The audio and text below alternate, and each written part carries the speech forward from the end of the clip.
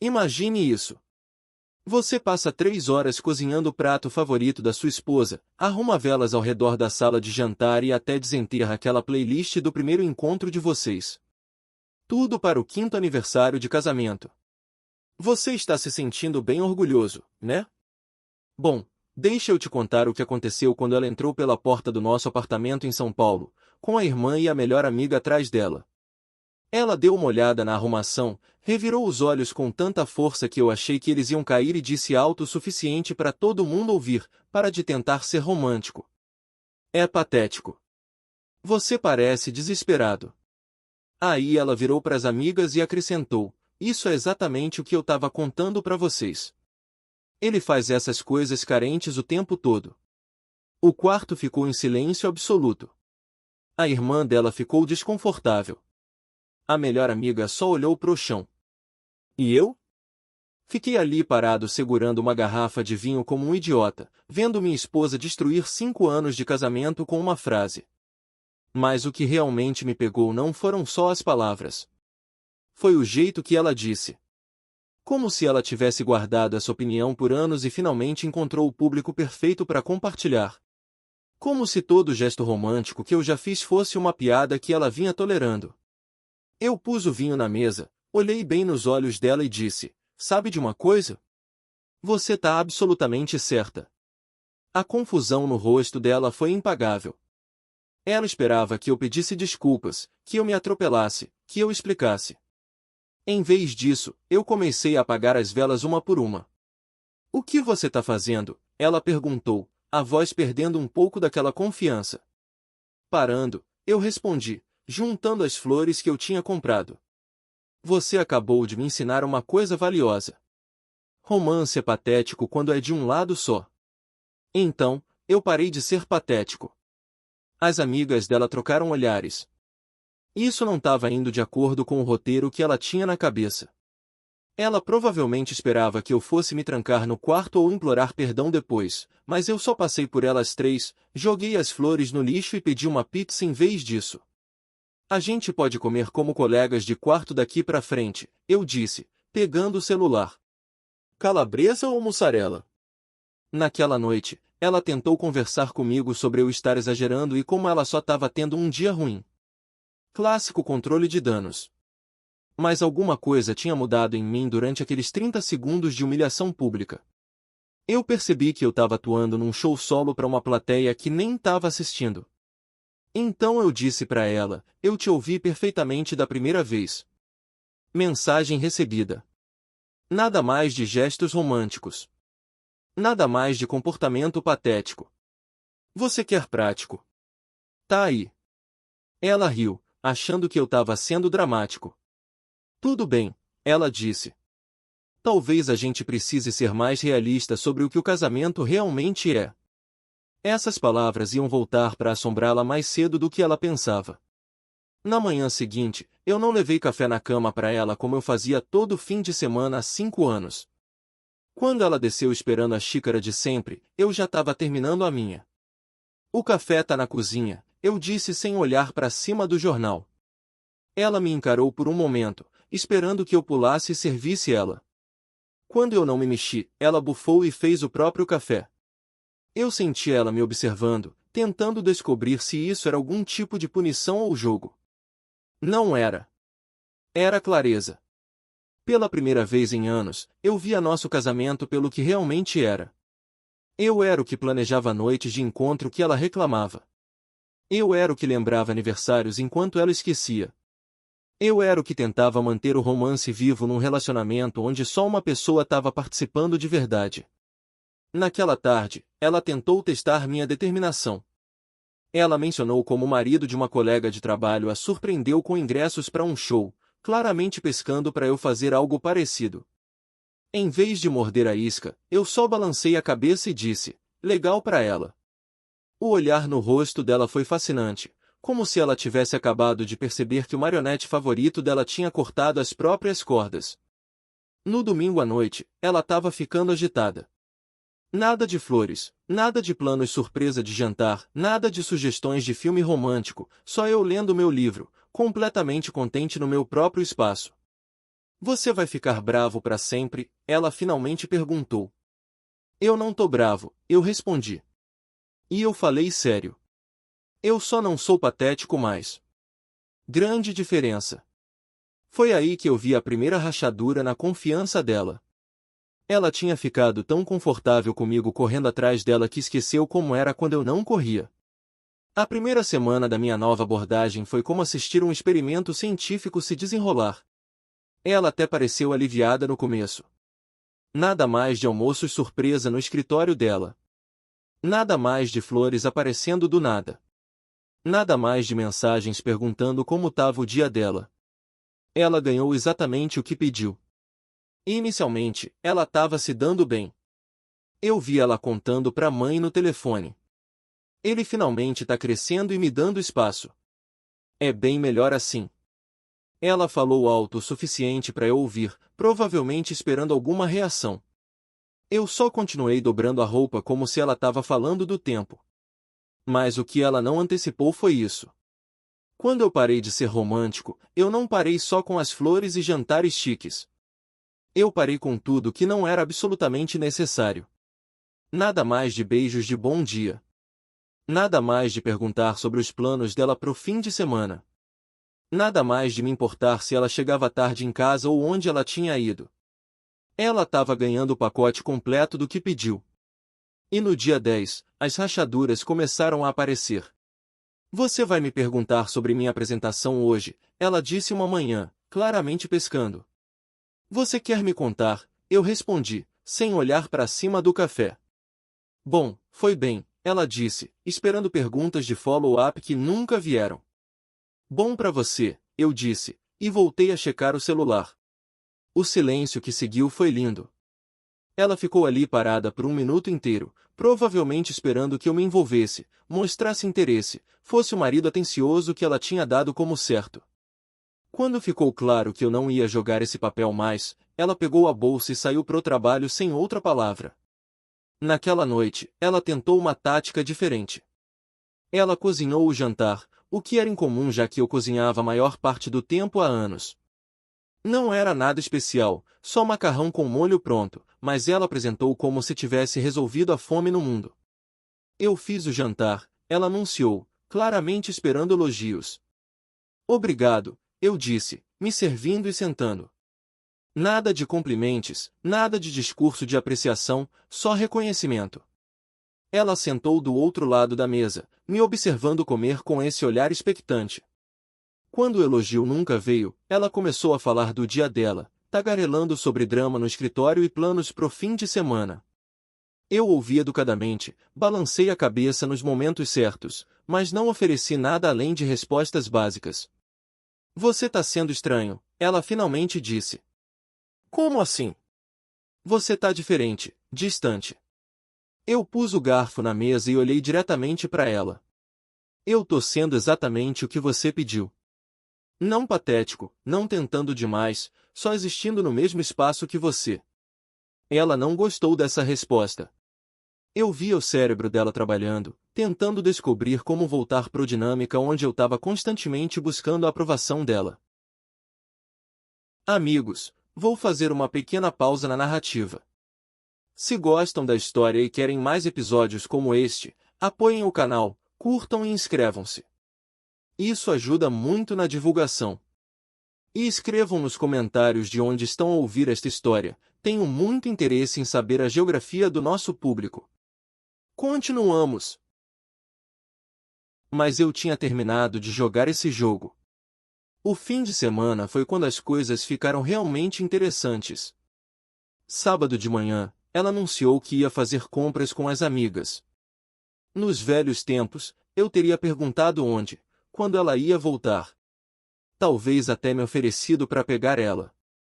Dessa vez, eu só disse, divirta-se. Ela ficou na porta, claramente esperando mais engajamento. Quando não veio, ela tentou de novo.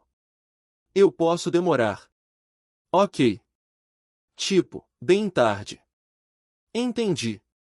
Ela saiu frustrada, e eu passei o dia fazendo exatamente o que eu queria. Consertar aquela torneira pingando que eu vinha adiando. organizar minhas ferramentas, ler um livro sem interrupção. Foi o sábado mais tranquilo que eu tive em meses. Quando ela chegou em casa à noite, carregada de sacolas de compras, ela parecia quase decepcionada que eu não tivesse sentido falta dela. Ela começou a me mostrar tudo o que comprou, claramente esperando minhas respostas interessadas de sempre. Em vez disso, eu olhei para cada item e dei reconhecimentos neutros. Legal. Boa compra. Parece bom. Na terceira roupa, ela estava ficando agitada. Você nem tá olhando direito. Eu tô olhando. É um vestido. É azul. O que mais você quer que eu diga? Sei lá. Talvez mostrar algum interesse na sua esposa. Foi aí que eu soltei a frase que mudou tudo. Eu mostrei interesse por 5 anos. Você chamou de patético. Então agora você ganha esse interesse. Parabéns. As sacolas caíram no chão.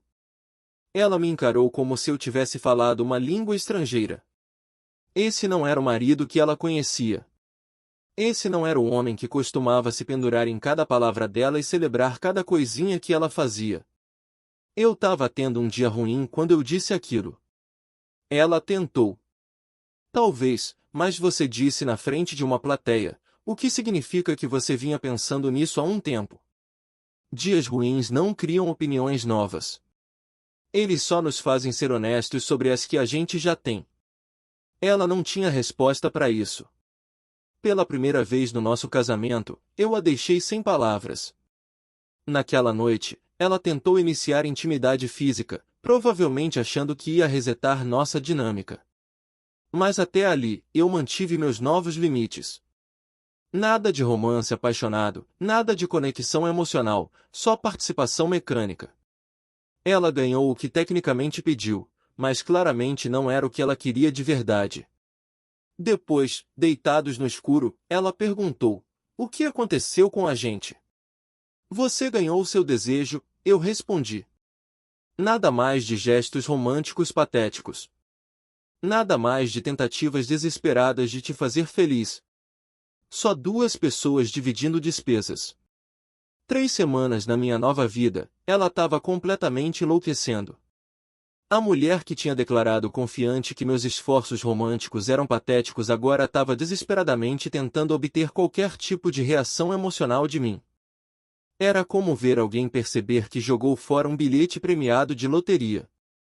Ela começou com testes pequenos, mencionando como um colega de trabalho o homem elogiou a roupa dela, falando sobre como o ex dela entrou em contato nas redes sociais, até trazendo à tona como o marido da amiga dela era tão atencioso comparado com outros homens.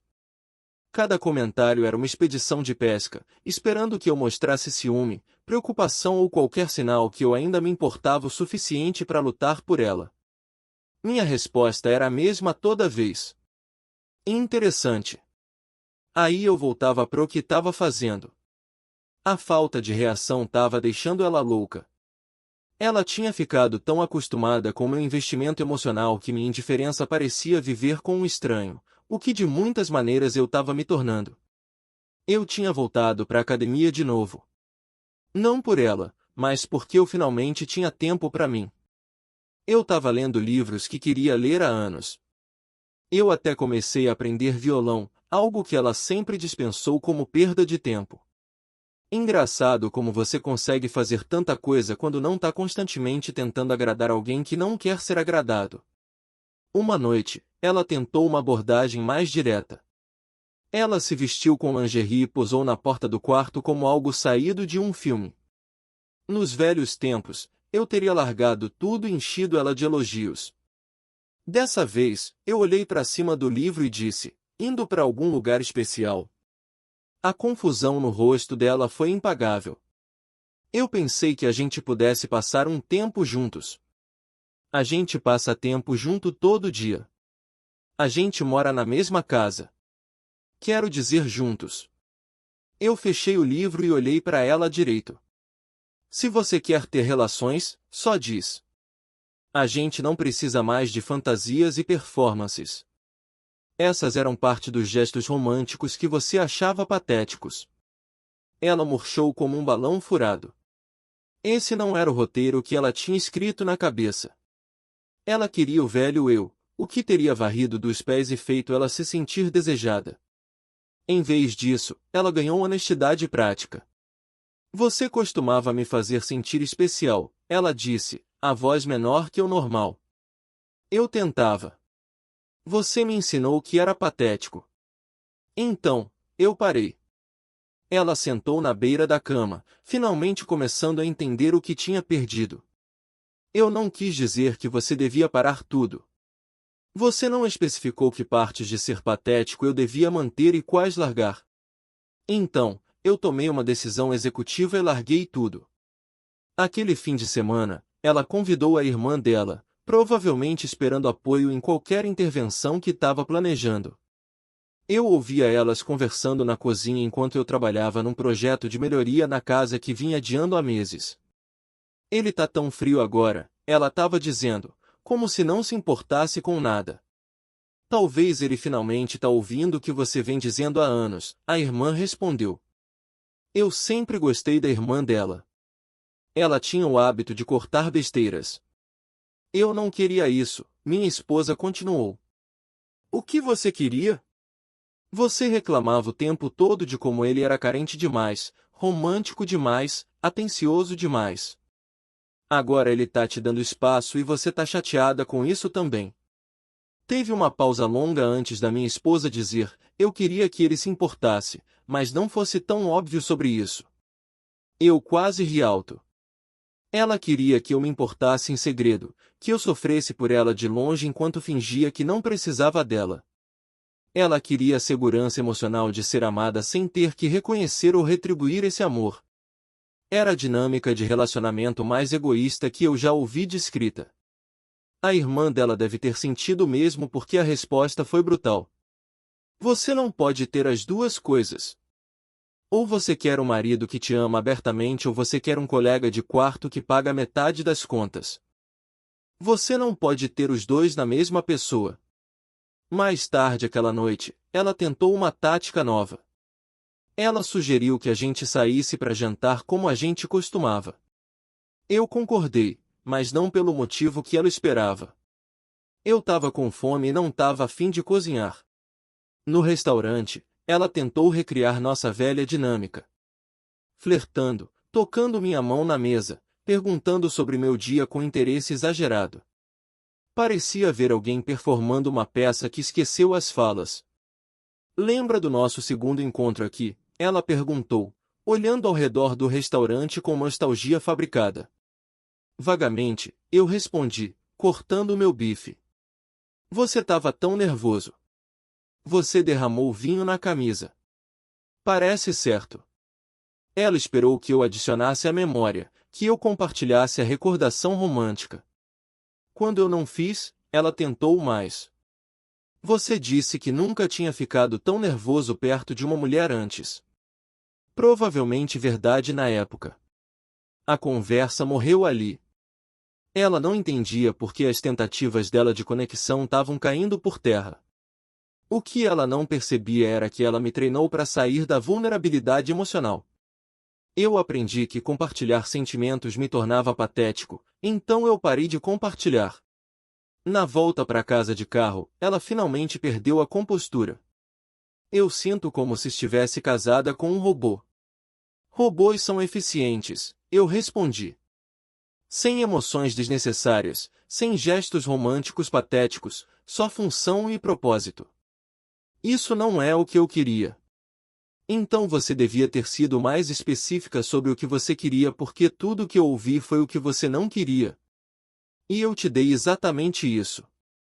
Ela ficou quieta pro resto da viagem, provavelmente percebendo pela primeira vez que ganhar o que você pediu nem sempre é ganhar o que você quer. Um mês depois, ela finalmente rachou. Aconteceu numa quinta-noite quando eu cheguei da academia. Ela estava sentada na mesa da cozinha com papéis espalhados por todo lado, claramente me esperando. A gente precisa conversar, ela disse antes de eu nem largar a bolsa da academia. Sobre o quê? Sobre isso, seja lá o que for que você está fazendo. Eu peguei uma garrafa d'água da geladeira e me encostei no balcão. Eu não tô fazendo nada. Eu só tô existindo. Igual você. Não, você tá me punindo. Você tá sendo vingativo e mesquinho porque seus sentimentos se machucaram.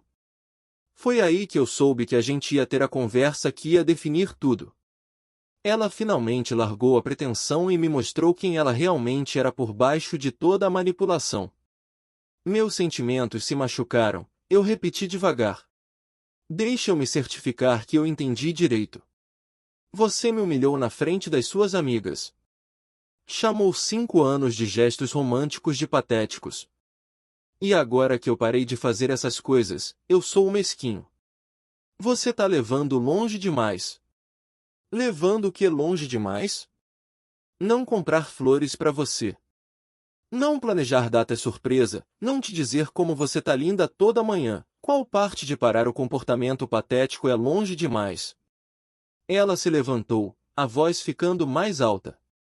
Você sabe exatamente o que tá fazendo. Você tá retendo afeto pra me manipular. Retendo afeto. Eu quase ri. Eu não tô retendo nada. Eu só não tô te dando algo que você nunca valorizou em primeiro lugar. Você não pode sacar dinheiro de uma conta que já fechou. Isso não é o que eu quis dizer quando eu disse aquelas coisas. Então o que você quis dizer? Porque eu venho tentando descobrir isso há semanas. Ela começou a andar de um lado para o outro e eu vi a verdadeira ela emergindo. A máscara estava escorregando e o que tinha por baixo não era bonito. Eu quis dizer que você estava sendo demais, intenso demais, carente demais. Como se você não pudesse existir sem minha aprovação. E agora eu existo muito bem sem sua aprovação. Problema resolvido. Mas agora você não se importa com nada que eu faço. Ali estava a verdade. Ela vinha dançando em volta disso há um mês. Ela não queria que eu parasse de me importar. Ela queria que eu me importasse em silêncio, desesperadamente, sem incomodar ela com a evidência desse cuidado. Você tá certa, eu disse calmamente. Eu não me importo com o que você faz porque se importar com alguém que acha que se importar é patético é exaustivo. Eu nunca disse que se importar era patético. Você disse que meus gestos românticos eram patéticos. Esses gestos eram como eu mostrava que me importava. Então, por extensão, sim, você chamou meu cuidado de patético. Ela estava ficando frenética agora, percebendo que as palavras dela tinham consequências que ela não antecipou. Você tá distorcendo tudo o que eu disse. Eu tô aplicando tudo o que você disse. Tem uma diferença. Tá bom. Ela explodiu. Você quer a verdade? Às vezes suas coisas românticas me faziam sentir sufocada, como se você precisasse de validação constante que eu te amava de volta. Parecia desesperado. Agora a gente estava chegando em algum lugar. A conversa real finalmente estava acontecendo. Então, você se sentia sufocada por ser amada, eu disse. Essa é sua reclamação. Eu me sentia sufocada por ser precisada tanto. Tem uma diferença. Não muito. Amor sem necessidade é só amizade com benefícios. Mas eu entendo agora. Você queria ser desejada, não precisada. Você queria se sentir especial sem ter que me fazer sentir especial em troca. O rosto dela ficou vermelho. Isso não é justo, é? Quando foi a última vez que você fez algo romântico para mim? Quando foi a última vez que você me surpreendeu com qualquer coisa? Quando foi a última vez que você me fez sentir que eu era mais que só um colega de quarto que paga metade das contas? O silêncio que seguiu foi ensurdecedor. Ela não podia responder porque a gente dois sabia que a resposta era nunca. Eu tinha sido o único investindo no lado romântico do nosso casamento há anos. Eu mostro amor de um jeito diferente, ela finalmente disse, mas a voz dela faltava convicção. Como? Aceitando tudo que eu faço para você sem retribuição. Criticando o jeito que eu expresso amor enquanto não oferece nada em troca. Eu faço coisas pra você. Como o quê?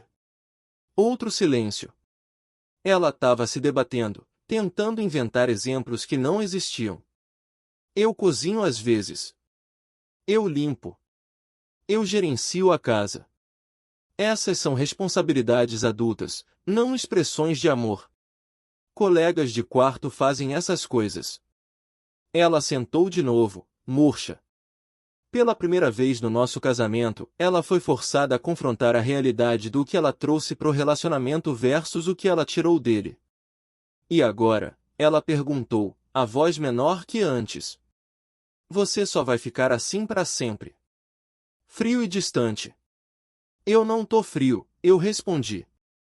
Eu só não sou patético mais.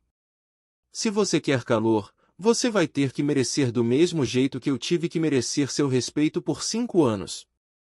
Exceto que eu na verdade consegui merecer seu respeito parando, enquanto você nunca conseguiu merecer o meu tomando.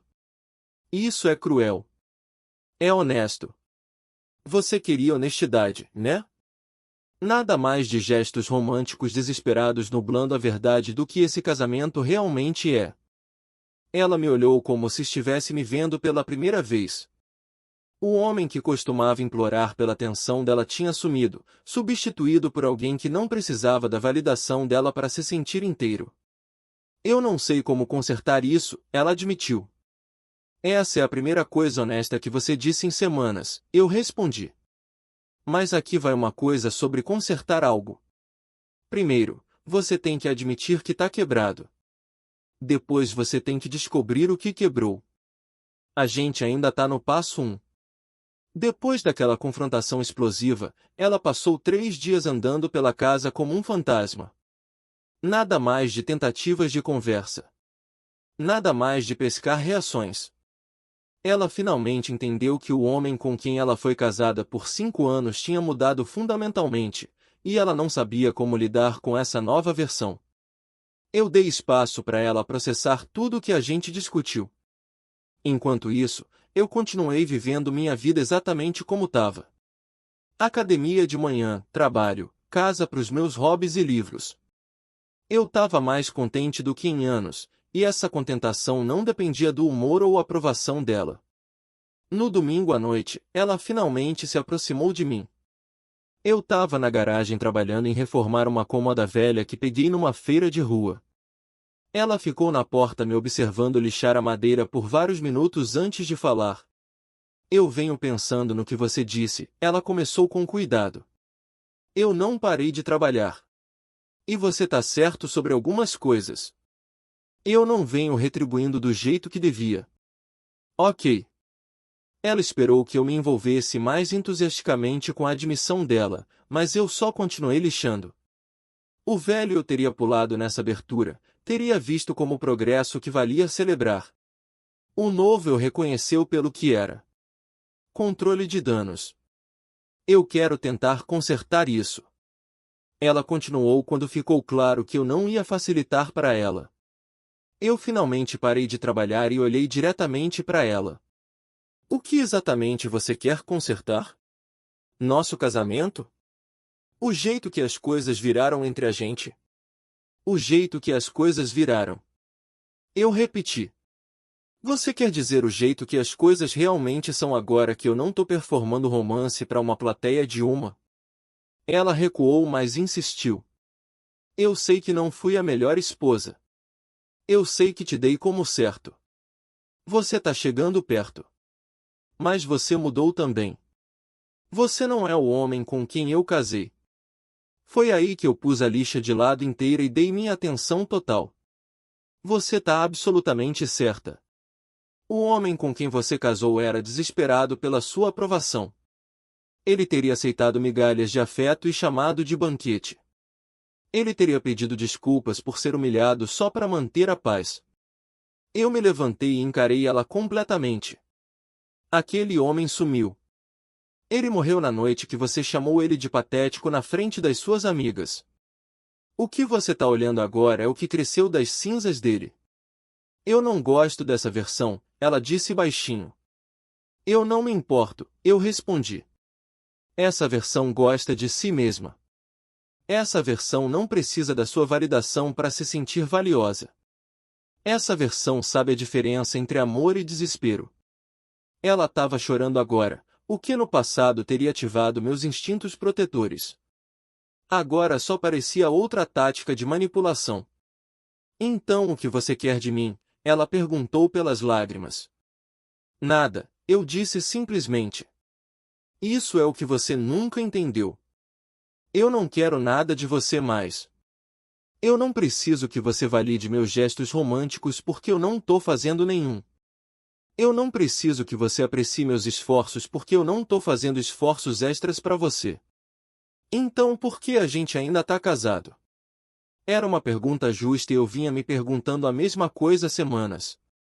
Boa pergunta. A gente tá casado porque nenhum dos dois pediu divórcio ainda. A gente tá casado porque divide despesas e é conveniente. A gente tá casado porque legalmente a gente não desfez o que fez 5 anos atrás. Mas a gente tá casado de verdade em algum sentido significativo? Não. Ela soluçou mais forte. Eu não quero me divorciar. Então aqui vai o que vai acontecer. Eu disse, minha voz calma mais firme. Você tem uma chance de provar que você quer ser casada comigo e não só casada com a ideia de ter um marido. Ela olhou para cima com esperança. O que você precisa que eu faça? Para de tentar trazer o velho eu de volta. Aquele homem tá morto e não vai voltar. Se você quer ser casada com um homem parado na sua frente, então você precisa merecer o respeito dele do mesmo jeito que ele passou 5 anos falhando em merecer o seu. Como? Descobre. Eu passei meia década tentando te mostrar amor de jeitos que faziam sentido para mim. Agora é a sua vez. Mas entende isso. Eu não vou te dar dicas. Eu não vou te guiar nisso. Eu não vou fingir que gestos pequenos são maiores do que são. Eu peguei a lixa de novo. Você tem até o fim do mês para decidir se quer colocar esforço real nesse casamento ou se quer pedir divórcio. Mas eu terminei de viver nesse limbo onde a gente tá casado no papel, mas estranhos na prática. E se eu escolher tentar, então é melhor você conseguir porque eu não vou te dar uma terceira chance para descobrir como amar alguém direito. O marido romântico patético que perdoaria qualquer coisa sumiu. Essa versão tem padrões. Ela secou os olhos e perguntou, e se eu não conseguir? E se eu não souber como? Então a gente dois vai saber onde a gente tá e pode prosseguir de acordo. Ela ficou ali por mais 1 minuto, provavelmente esperando que eu amolecesse o ultimato ou desse orientação mais específica. Quando ficou claro que não ia acontecer, ela virou para sair. Mais uma coisa, eu chamei atrás dela. Ela virou de volta com esperança. Não pensa que você pode manipular seu caminho nisso com lágrimas ou drama ou tentando me fazer sentir culpado. Eu tô imune a tudo isso agora. A única coisa que vai funcionar é esforço genuíno e mudança genuína. Nada mais vai nem registrar. Ela balançou a cabeça e foi embora, me deixando sozinho com meu projeto e meus pensamentos. Pela primeira vez no nosso casamento, a bola estava inteiramente no campo dela. E pela primeira vez na minha vida, eu estava completamente ok com o que quer que ela decidisse fazer com ela. 3 semanas. Foi o tempo que levou para ela fazer a escolha dela. E honestamente, eu fiquei impressionado que ela durou tanto. Eu esperava ou capitulação imediata ou abandono imediato. Em vez disso, ela tentou algo que eu não antecipava, esforço real. Começou pequeno. Café me esperando de manhã sem pedir. Minha refeição favorita preparada quando eu chegava do trabalho. Ela até tentou mostrar interesse no violão que eu estava aprendendo, me pedindo para tocar algo para ela. Mas aqui vai o que ela não conseguia entender. Esses não eram gestos românticos. Eram transações. Ela estava tentando comprar meu comportamento antigo com ações novas. A diferença era óbvia para mim, mesmo se não era para ela. Eu venho tentando, ela disse uma noite depois de eu ter agradecido educadamente pelo jantar, mas não reagido com o entusiasmo que ela claramente esperava. Eu percebi, eu respondi, mas você não parece diferente. Diferente como? Como se você não se importasse que eu tô fazendo esforço. Eu pus o garfo na mesa e olhei para ela. Eu aprecio o esforço, mas esforço para ganhar algo não é o mesmo que esforço para dar algo. Você ainda está operando de um lugar do que você quer receber, não do que você quer dar. Ela não entendeu, e francamente, eu não esperava que ela entendesse.